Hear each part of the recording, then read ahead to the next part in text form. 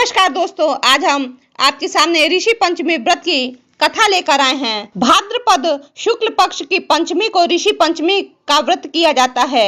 यह व्रत ज्ञात अज्ञात पापों के शमन के लिए किया जाता है। इस व्रत में 7 ऋषियों के सहित देवी अरुंधति की पूजा होती है, इसलिए इसी ऋषि पंचमी के नाम से पूजा किया जाता है।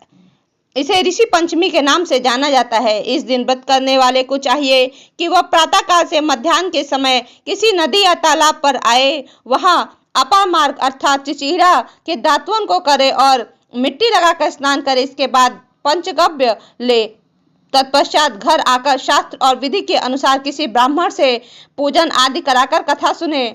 इस व्रत में नमक खाना वर्जित है। इस दिन लोग प्रायः दही साठी का चावल खाते हैं। खेत में जुते हुए अन्न का सेवन भी इस दिन वर्जित है। दिन में एक बार ही भोजन का विधान है। कलश आदि पूजन सामग्री को ब्राह्मण भोजन कराकर प्रसाद के रूप में पाना चाहिए। शास्त्रों के अनुसार इसकी कथा इस प्रकार है। राजा श्वेताश्रव ने ब्रह्मा जी से पूछा, हे देव देवेश, मैंने आपके मुख से बहुत से व्रत सुने हैं। आप मेरे मन में किसी एक पाप विनाशक व्रत के बारे में जानने की अभिलाषा है। कृपा करके आप उस व्रत को कहें। ब्रह्मा जी ने कहा, हे राजन, उस व्रत को कहता हूँ जो समस्त पापों का विनाशक है। राजन, उस व्रत का नाम ऋषि पंचमी व्रत है। इसी प्रसंग में महात्मा लोग पुरानी बात कहा करते थे कि विदर्भ देश की राजधानी में उत्तंग नामक एक ब्राह्मण रहता था। उसकी सुशीला नामक एक पत्नी थी। वह पति की सेवा में परायण थी। सुशीला के गर्भ में 2 संतानें उत्पन्न हुई, एक पुत्र और दूसरे पुत्री। पुत्र सर्वगुण संपन्न था। उसे वेद धर्म आदि का अच्छा अध्ययन किया था। उसने उत्तंग ब्राह्मण ने अपनी कन्या का विवाह अच्छे कुल में कर दिया, पर हे राजन, प्रारब्ध योग से वह कन्या विधवा हो गई। पतिव्रता धर्म का पालन करते हुए वह कन्या अपने पिता के घर आकर समय व्यतीत करने लगी। उत्तंग ब्राह्मण इस दुख से बहुत दुखी थे। अपने पुत्र को घर पर छोड़ अपनी पत्नी तथा पुत्री के साथ गंगा जी के तट पर जाकर निवास करने लगे। वहां जाकर अपने शिष्यों को वेद और अध्ययन कराने लगे। वह लड़की अपने पिता की सेवा आदि करने लगी।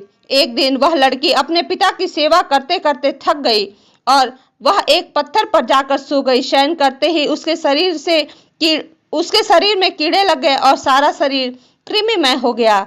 गुरु पुत्री की ऐसी दशा देखकर एक शिष्य बहुत ही दुखी होकर गुरु पत्नी के पास जाकर निवेदन कर कहा, हे माते, हम कुछ नहीं जानते।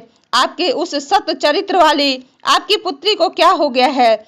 उनकी ऐसी दशा क्यों हो गई है? आज उनका शरीर दिखाई नहीं देता, मात्र कृमियां ही कृमियां दिखाई देती हैं। माँ को ये वचन उनके वज्रपात से लगे। माँ तुरंत अपनी पुत्री के समीप गई।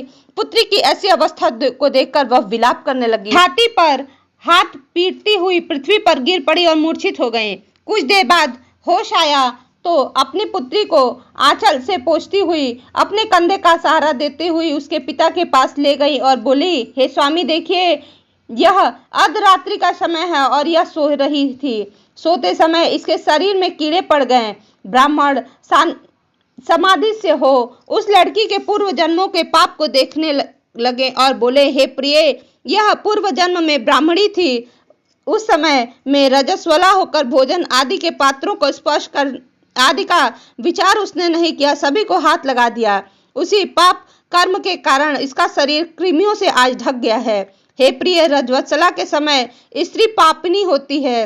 पहले दिन चांडालिनी, दूसरे दिन ब्रह्मघातिनी, तीसरे दिन धोबिनी, चौथे दिन शुद्ध होती है। उसी जन्म में अपने सखियों के दुत्संग से ऋषि पंचमी व्रत को देखकर भी उसका अपमान कर दिया था। दर्शन के प्रभाववश उसे पुनः ब्राह्मण कुल में जन्म मिला। सुशीला ने कहा, हे स्वामी, ऐसी प्रभावशाली व्रत को हमें भी बताइए जिसे करने से महान पुण्य की प्राप्ति होती है। ऋषि ब्राह्मण ने कहा, देवी, ध्यान लगाकर सुनो। यह व्रत 3 प्रकार के पापों का नाश करने वाला है, स्त्रियों को सौभाग्य प्रदान कर देने वाला है और धन संपदा प्रदान करने वाला है। इस व्रत में संदेह नहीं करना चाहिए। धन्यवाद दोस्तों। यदि आपको इन ऋषि पंचमी व्रत की कहानी अच्छी लगी हो तो प्लीज इसे लाइक शेयर सब्सक्राइब करना ना भूलें।